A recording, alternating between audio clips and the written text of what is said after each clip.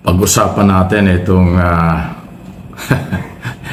talaga matatawa ka na lang pala talaga sa nangyayari. Si Mayor Magalong ng Baguio City, wala naman palang formal na appointment sa ICI, Office of the President. Yung Independent Commission for Investigation, yung investigation for do sa infrastructure, Office of the President. Wala siyang appointment dahil po siya ay mayor ng Baguio City. Lumalabas, voluntary lang pala yung kanyang pag-iimbestiga at saka yung kanyang pagiging advisor ng ICI.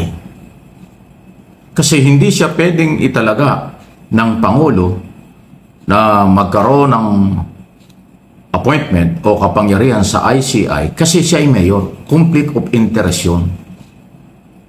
Ngayon, kung siya ay nag-resign as mayor, pwede siyang italaga at magkaroon ng appointment sa ICI. Dahil labag kasi sa batas, yung dalawa ang kanyang magiging appointment. Actually, hindi nga ho siya pinanumpa sa kahit anong posisyon kasi nga ang dating voluntary lang pala siya sa ICI na nag-iimbestiga. At saka nalaman ko yung palang pagiging investigador niya o nag-iimbestiga sa mga project. Voluntary din yon at higit sa lahat, hindi pala yun kasali doon sa kanyang pagiging advisor. Kasi advisor lang siya. Alam nyo, iba yung advisor, iba yung consultant, iba yung investigador. Kailangan kasi sa kahit anong posisyon, especially sa gobyerno, dapat merong black and white yan. May appointment yan sa Office of the President at pinanunumpaan ang anumang posisyon. Hindi naman ho talaga nangyari yan kay Mayor Magalong kasi hindi naman niya binitawan ang kanyang pagiging mayor ng Baguio City.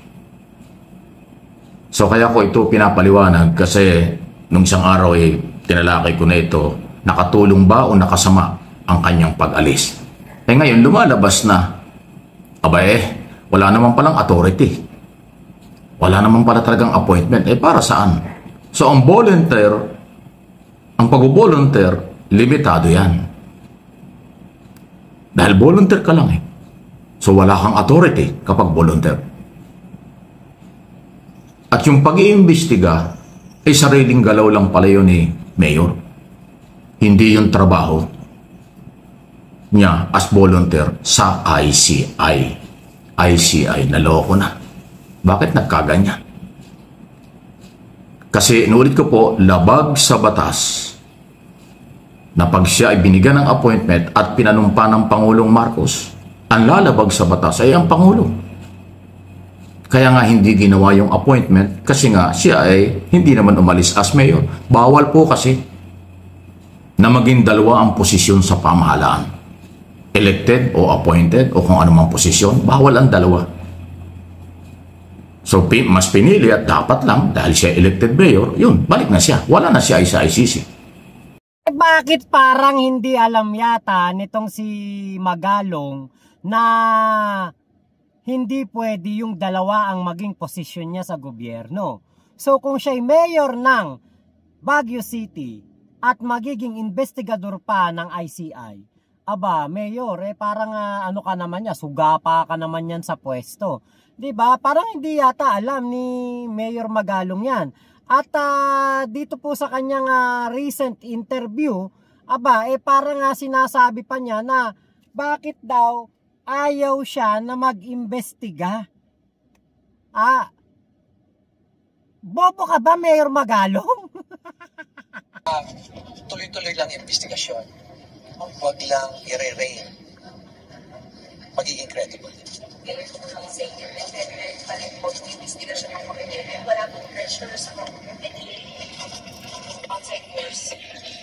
Nung nandun naman kami, wala namang pressure. Nakapagtataka lang bakit biglang ayaw ko mag-imbestiga. The mere fact na sinabing, you're not an investigator, you're just a legal advisor. So, ibig sabihin, simple lang yun. Ayaw, huwag ka na mag-imbestiga. Yun ang message dun And you don't have any authority over the PNP, despite the fact na may MOU. Simple lang yung message na yun eh. Huwag ka nang mag-imbestiga. So, ano pang purpose ko? Bakit ako doon? Di dapat mag-resign na lang ako. Can you think of any specific something na na-discover with your... I have my suspicions. Pero I won't share it with you. I'm sorry. Pero sir, you will share it with the appropriate body when the time comes. Sir, ano yung masasabi nila yung sa ganyan kung sa body? Kita nyo, ewan ko kung bobo ba tong si Magalong at hindi niya alam ang konstitusyon na hindi siya pwedeng mayor ng Baguio City tapos magiging investigador pa siya ng ICI. Di ba kita gagawa-gawa pa siya ngayon ng parang alegasyon na ayaw siyang pag-imbestigahin. Kasi nga hindi ka nagbitiw as mayor. Magbitiw ka as mayor, baka masagawin ka nga investigador talaga ng ICI. 'Di ba? Kaya lang mas pinili mo ang maging mayor. 'Di ba kaya? Ano to, Mayor Magalong? Anong katarantaduhan tong pinagsasabi mo na ayaw kang pag-imbestigahin? Sira ba ulo mo? Sira ba tuktok mo? 'Di ba? Natamaan lang siguro ego mo dahil ang gusto mo power trip. Porque ikaw ay advisor ng ICI, ang nasa isip mo mag-iimbestiga ka.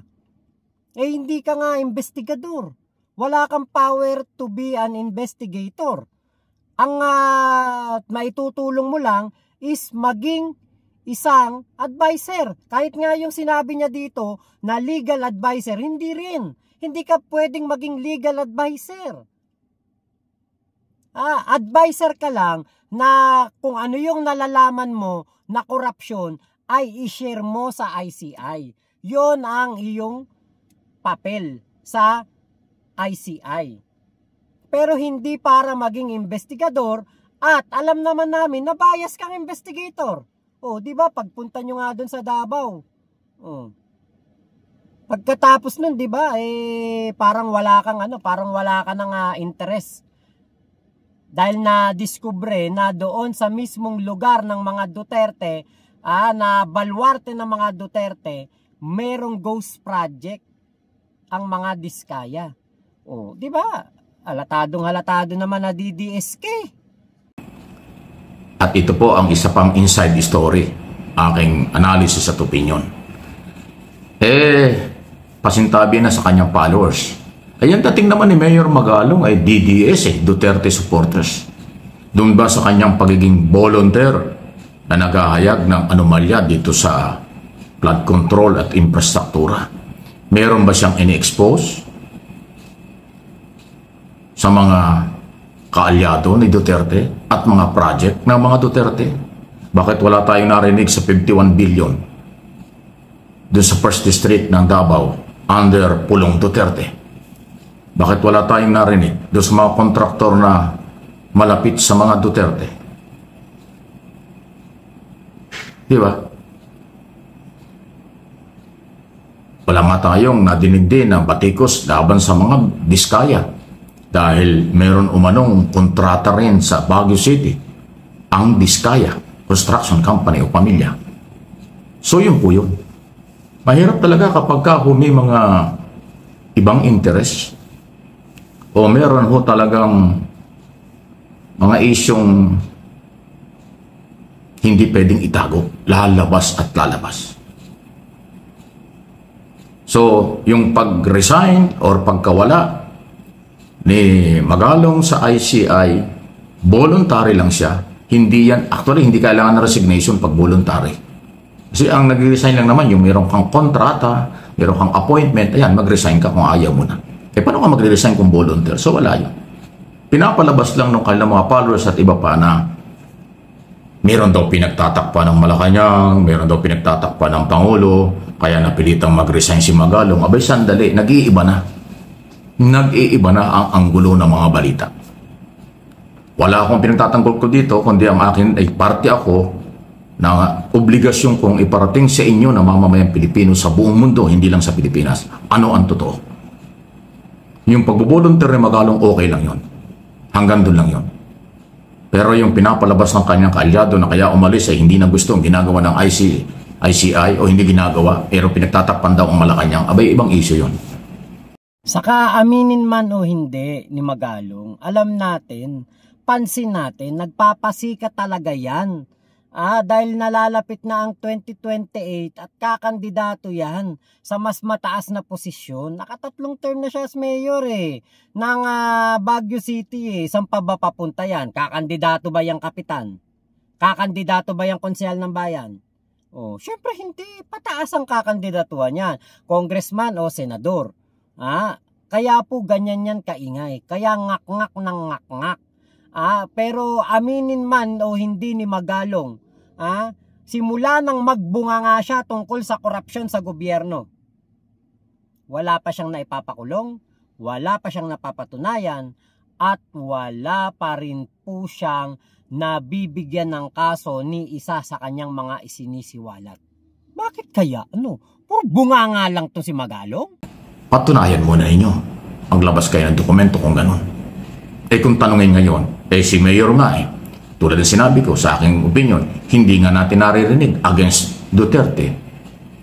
Wala nga tayong naririnig sa mga kaalyado ni Duterte na posibleng may kinalaman din dito sa scam na ito. Dahil huwag natin kalimutan, 2016 pa nagsimula ang matinding anomalya sa flood control at iba pang proyekto hanggang ngayong taong ito. Hindi pa ho tapos yung issue niya. Huwag ilihis. Kung talagang neutral o independent si Mayor Magalong, dapat lahat kanyang iniimbestigahan at kanyang ini-expose. Parang yung kalaban lang niya at saka iba pasintabi Nung una, naniwala rin tayo sa galaw ni Magalong Pero ngayon lumalabas yung mga bagay-bagay na lahat naman tayo entitled at may pagkakataon masumuri at magduda sa galawan. Ano po ang inyong masasabi? Yung ICI gusto talaga independent. Pag nahaluan ng politiko ito, mag-iiba talaga ang galaw. At yan nga po talaga ang nahalata natin dito kay Mayor Magalong. Naku, DDS na DDS ang datingan. Talagang namumulitika lang Ginagamit lang po niya ang korupsyon na isiniwalat ng ating Pangulong Bongbong Marcos para po makapagpasikat. Halatang-halata naman, nagpapasikat lang si Magalong. Diba? Kung seryoso talaga yan sa pag-iimbestiga kuno na ginagawa niya, bakit hindi niya imbestigahan ng sarili niya? Diba? Imbestigahan niya muna yung korupsyon dun sa Baguio City. Imbestigahan niya muna yung napakamahal na tennis court, 110 million. Na ang gumawa ay mga diskaya. Ayaw pala ni Mayor Magalong na nababanggit yan. At ayaw ni Mayor Magalong na pinagbibintangan siyang magnanakaw at mag-aaway lang daw. Pero di ba kung malinis ang iyong konsensya at ikay walang pinagtatakpan sa iyong sariling syudad, dapat ipakita mo muna sa amin ang transparency na malinis talaga ang iyong syudad. At wala kang kahit isa man lang kaso patungkol sa korupsyon. Kaya lang may nagkaso sa iyo na konsehal. Konsehal sa Baguio, kinasuhan ka. Ayon nga dito sa Philstar Global second graft case filed versus Magalong. Patungkol po ito sa 50 million multipurpose building in Barangay Irisan. Ang complainant ay si Councilor Mylen Yaranon. Nako, alam niyo po, kahit po itong si Magalong ay kinlear po ng ombudsman noong July 12, 2025 sa kasong graft, hindi pa rin po maiaalis na, di ba? Kung walang usok, walang apoy. Diba? Kahit na ikay inabsuelto ng ombudsman, hindi naman uusok yan kung walang apoy yan. Malay ba namin? Baka nalusutan mo lang yan. Diba? Malay ba namin kung nilinis ang mga ebidensya dyan, diba? Kaya hindi, alam nyo sa totoo lang, nung unang sabi ni PBBM na etong si Magalong ay ilalagay niya sa ICI, parang diskumpiyado. Parang hindi approve sa akin. Kasi nga, si Mayor Magalong, bukod sa DDS, nakakasuhan to ng GRAP eh. Diba? Yun sanang hindi nakakasuhan ng GRAP ang ilagay diyan. Yung excuse me po. Yung wala man lang kahit isang bahid ng katiwalian. Diba? Ang problema, si Mayor Magalong hindi nag-resign as mayor. Gusto pala niya mag-investigador ng ICI. Gusto pala niya nga mag-imbestiga ng mga kurakot. Di bitawan mo pagiging mayor. Huwag yung magbibigay ka pa ng parang pinagtataka mo pa kung bakit hindi ka pinag-iimbestiga. Bobo ka ba? Bawal nga ang dalawang posisyon sa gobyerno.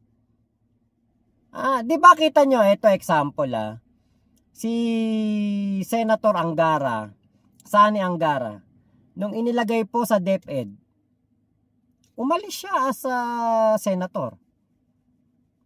Di ba? Binitiwan niya pagiging senador. Ngayon, kung ayaw niya maging DepEd secretary, pwede naman siyang tumanggi kay PBBM at manatiling senador. Eto si Benji Magalong, ganun din. Kung gusto mo talagang maging investigador ng ICI, manunumpa ka kay PBBM at magre-resign ka as Baguio City Mayor. Kaya lang, Magalong cannot afford it.